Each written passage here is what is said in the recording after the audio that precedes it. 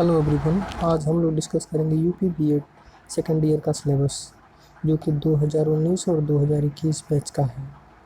और ये syllabus Siddharth university और गोरखपुर यूनिवर्सिटी डीडीयू जिसे कहते हैं दीनदयाल उपाध्याय गोरखपुर विश्वविद्यालय के सिलेबस के हिसाब से है। और सिलेबस जानना क्यों ज़रूरी है?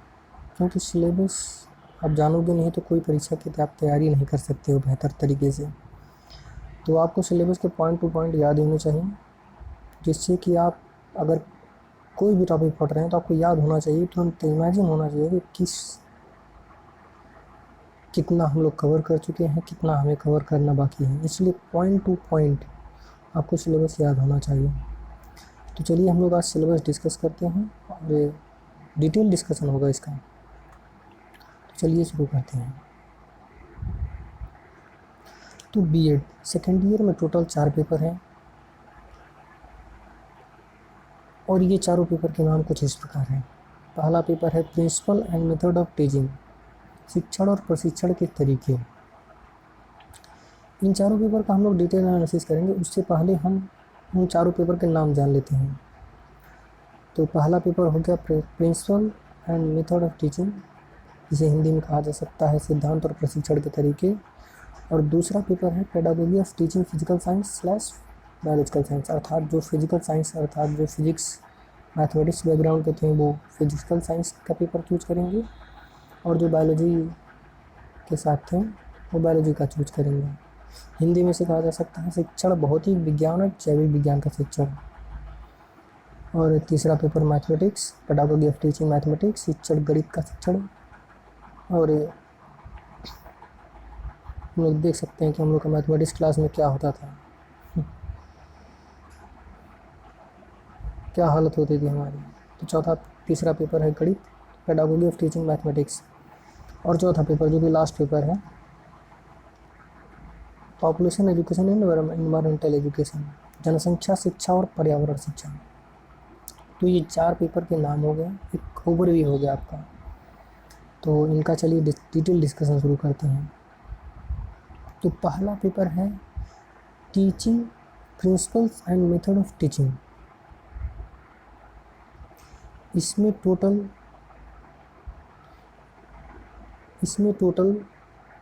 1, 2, 3 और 4 और 5 टोटल 5 यूनिट हैं। और उन 5 यूनिट में पहला यूनिट है teaching as a complex activity, एक जटिल गतिविधि के रूप में शिक्षण। क्योंकि शिक्षण तो आसान है नहीं। किसी बच्चे को समझाना जिसको का खा गा घा भी नहीं पता हो, उसको कैसे समझाएंगे आप? तो यह एक्चुअली है कॉम्प्लेक्स एक्टिविटी। छोटे बच्चों को आप चित्र के माध्यम से समझा सकते हैं, उसे थोड़ा बहुत बेसिक समझा सकते हैं। तो पहले यूनिट का नाम है teaching as a complex activity, एक जटिल गतिविधि के रूप में शिक्षण, जिसमें टोटल 4 पॉइंट्स हैं। पहला पॉइंट है concept and principles of teaching, अवधारणा और शिक्षण के सिद्धांत। दूसरा है थ्योरीज ऑफ टीचिंग, शिक्षण के सिद्धांत। तीसरा है स्टेजेस ऑफ टीचिंग, शिक्षण के चरण। ये सारी चीज़ों का हम लोग डिस्कशन करेंगे और क्वेश्चन पेपर के हिसाब से डिस्कशन में। पहले आपको ये नाम याद होने चाहिए, हर एक टॉपिक पॉइंट टू पॉइंट याद होना चाहिए। चौथा यूनिट है need of level of teaching, memory, understanding and reflective. Hindi में शिक्षण के स्तर, स्मृति, समझ और चिंतनशील। अर्थात स्मृति, रट्टा मारने पे कितना वो याद रख पाता है, चीज़ों को कितना अच्छे से समझ पाता है, और ये चिंतनशील था, चीज़ों को रट्टा मार लिया, समझ लिया, उसके बाद अपने दिमाग में किस तरह से उस चीज़ को सोचता है, उसके बारे में क्या चिंता करता है, उसको अपने भाषा में कैसे उतार सकता है। तो ये था पहला यूनिट। दूसरा यूनिट है teaching as a communication process, एक संचार प्रक्रिया के रूप में शिक्षण। Teaching as a communication process, एक संचार प्रक्रिया के रूप में शिक्षण, जिसमें कि इसमें भी 4 यूनिट हैं। इसमें पहला, दूसरा, तीसरा, चौथा 4 यूनिट हैं। इसमें भी 4 यूनिट है, 1 2 3 4। पहला है प्रोसेस ऑफ कम्युनिकेशन, संचार की प्रक्रिया।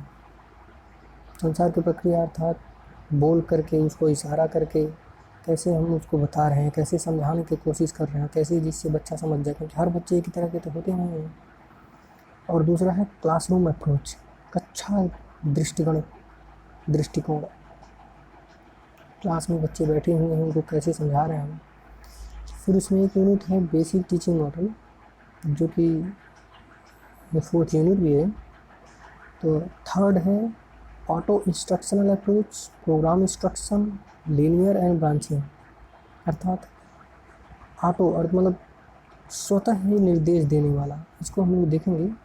ऑटो निर्देशात्मक दृष्टिकोण, कमांड अर्थात ऑटो इंस्ट्रक्शन मतलब कि आप कंप्यूटर में कुछ चीज़ें जैसे प्रोग्राम कर देते हैं, उसमें इंसान का कोई इंटरफेरेंस नहीं होता, बहुत कम ही होता है। तो बच्चा जब उसको सही करेगा तो वो ऑटो इंस्ट्रक्शन हो जाएगा, वो खुद ही से बताएगा, उसमें सही है तो आगे बढ़ेगा, नहीं बताएगा तो फिर से उसको करना पड़ेगा। और क्रमादेशित निर्देश ये क्या होता है कि बच्चे को एक क्रम के थ्रू, जैसे 1 के बाद 2 आया, 2 के बाद 3 आया, जैसे A के बाद B, इसी तरह से क्रम में एक तरह से उसको समझाने की कोशिश की जाती है। और चौथा और 5वां पॉइंट है रैखिक और शाखा। ये 2 और तरह के प्रोसेस हैं जिससे बच्चों को समझाया जा सकता है, एक तरह से कम्युनिकेशन प्रोसेस है ना ये। और इसी तरह से थर्ड यूनिट है, unit third, teaching in diverse classroom, विविध कक्षाओं में अध्यापन। पहला पॉइंट, इसमें टोटल 6 पॉइंट हैं। टीचिंग लर्निंग रिलेशनशिप, शिक्षण संबंध सिखाना। दूसरा है learner centred approach of teaching, शिक्षार्थी शिक्षण के दृष्टिकोण पर केंद्रित। अर्थात विद्यार्थी जो पढ़ रहा है उसको समझ में आया कि नहीं आया, नहीं समझ में आया तो उसको कैसे समझाना है, उसको अच्छे से बेहतर कैसे करना है, वो कहीं पीछे तो नहीं छूट गया। कुछ लोग जो बच्चे टैलेंटेड होते हैं, जो जल्दी सीख लेते हैं, कुछ लोग टैलेंटेड नहीं होते हैं, जो थोड़ा बाद में सीखते हैं। तो हम शिक्षार्थी को लेकर के चल रहे हैं। और टीचर सेंटर्ड अप्रोच, इसमें क्या होता है कि टीचर ही मेन है, वो जो बोलेगा उसको मानना पड़ेगा, जो समझाएगा उसको समझना पड़ेगा। चौथा है monitor system of teaching and training, अर्थात शिक्षण और प्रशिक्षण की निगरानी प्रणाली। पांचवा है डिस्टेंस एजुकेशन, दूरस्थ शिक्षा। छठवां क्या है ओपन लर्निंग सिस्टम। तो ये 3 यूनिट हमारे हो गए पहले पेपर के। पहला पेपर का क्या नाम था, principles and method of teaching. तो ये 3 यूनिट हो गए। और इसका चौथा और 5वां यूनिट क्या क्या है देख लेते हैं। Methods of teaching and lesson planning, ये बहुत ही ज़रूरी है। शिक्षण और पाठ योजना के तरीके। पहला इसमें टोटल 7 पॉइंट हैं। ब्रेन स्टॉर्मिंग का क्या मतलब होता है कि अल्प अवधि में अनेक विषयों पर विचार करते हुए समस्या का खोजना या कोई निर्माण करना।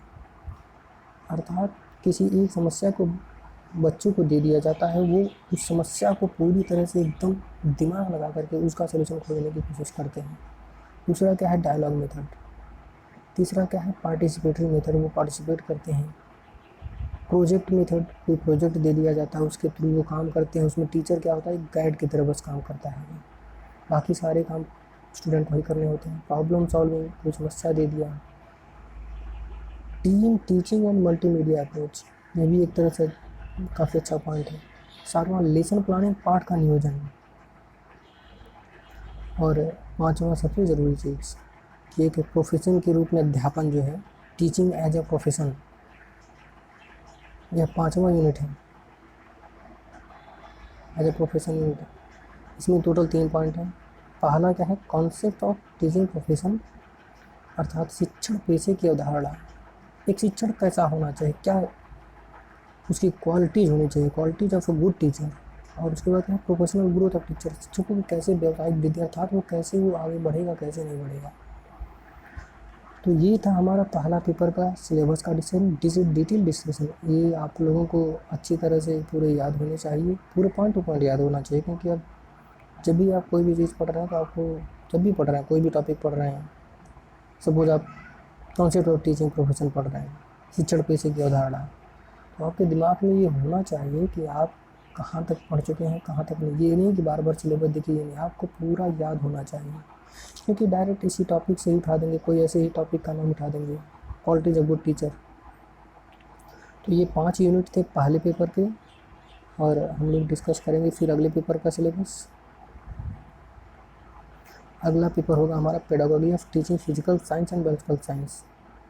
तो मैं फिजिकल साइंस का छात्र हूँ, तो मैं फिजिकल साइंस का सिलेबस का डिस्कशन करूँगा, डिटेल डिस्कशन करूँगा अगले वीडियो में। धन्यवाद।